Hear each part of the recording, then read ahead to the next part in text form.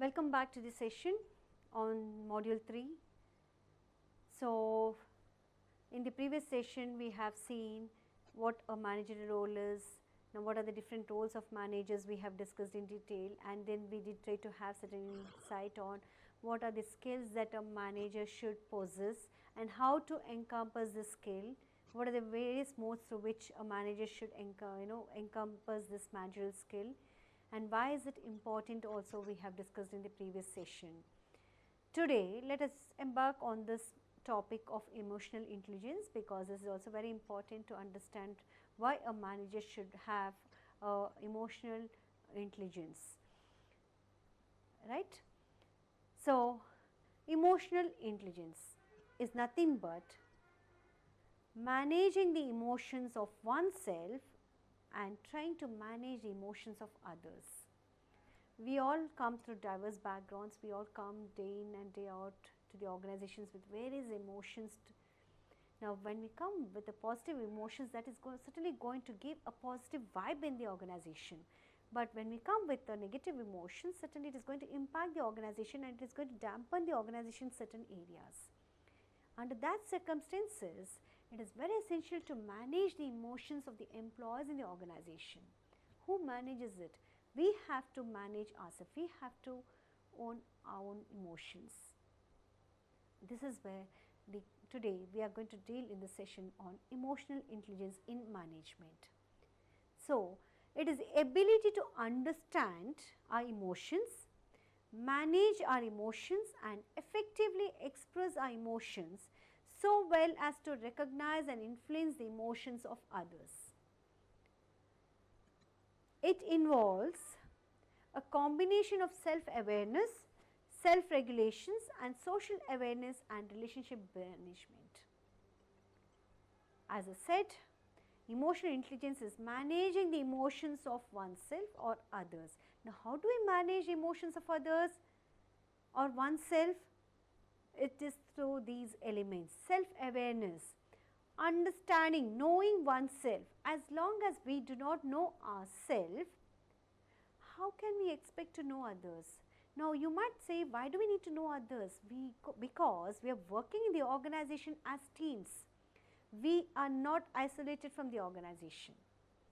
We cannot work individually. We have to work and communicate with people. Under that circumstances, we have to deal with the emotions of people in different scenarios. Now, to deal with the emotions of others, first we need to deal with the emotions of ourselves. Self-awareness, self-reflection, look at yourself, understand yourself, self-regulate yourself. Now, when you regulate your own emotions, when you regulate your own thought process, when you regulate your own feelings, your own ideas, your judgments, then you can go in understanding the others, social awareness we call it as. And this leads to liaison with the other members in the organization. That talks about the relationship building or relationship management in the organization. So, think that emotional intelligence as your emotional toolkit. It is not just about how smart you are, but how well you navigate the complexities of human interactions. People come with diverse background. It is challenging to manage people. You can manage resources, but then it is difficult to handle the people and manage them. Now, this is what your challenge lies, how well you deal with the complexities of the human interactions within the organizations. That is why use this as a toolkit for you. Yes, so it is like having a compass that guides you through the ups and downs of work and life. Those organizations which fails to have a proper emotional intelligence will always encompass us with lot of tensions, lot of chaos, misunderstanding, negative vibe in the organization, lot of conflicts simmer beneath the surface. That is always a sign of low emotional intelligence. When you struggle to manage your own emotions or empathize within yourself, then it is difficult to empathize others. This can have ripple the effect of negativity in the organization, which I mean to say. So manage your emotions well. There are 4 components of emotional intelligence. Now what are those components? Self-awareness. Yes, this is like having a mirror that reflects your inner self. It is understanding your strengths, your weakness, what could be your opportunities, who could be your threats, and how your emotions influence on your behavior. This is what we call it as self-awareness. Then the second component of emotional intelligence is self-management. Picture yourself as a captain of your own ship, steering through the stormy seas with calm resolve. When you are navigating the ship in the ocean, you need to manage your ship. You need to navigate it in the right direction. If it is diverting, then you have to navigate it in the right direction. So you are responsible for your own self. Self-management is about staying composed, calm, to even under any circumstances, and how you bounce back from your setbacks is very important, because others are observing you. You are going to be an influencing element on them as well. So this is what we call it as another element of self-management for emotional intelligence. Social awareness. Imagine, as long as you don't understand the people around, yeah,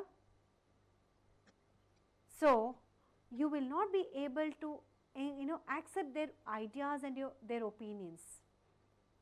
When you understand them, you will be able to take their perspective to consideration and be empathetic also. This is what we call it as social awareness, is also another component of emotional intelligence. Relationship management. A manager should know how to build the relationship with the various stakeholders, build the rapport with various stakeholders, how to resolve the conflicts, how to resolve the disputes, how to inspire the people and build a peace atmosphere in the organization. So these are the 4 components of emotional intelligence.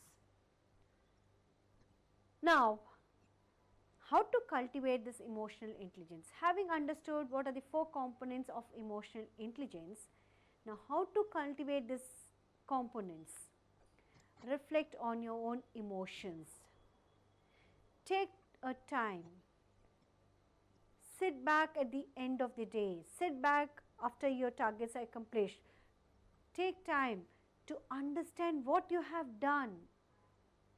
Mirrorize yourself. Look yourself in that. Pause and reflect on how you are feeling and going through. Journaling or mindfulness exercise, we call it as. Be watchful in what you are talking. Be mindful in what you are thinking, we say. That will help you to develop a greater self-awareness about your own self. Practice self-regulation, the second element. Yeah?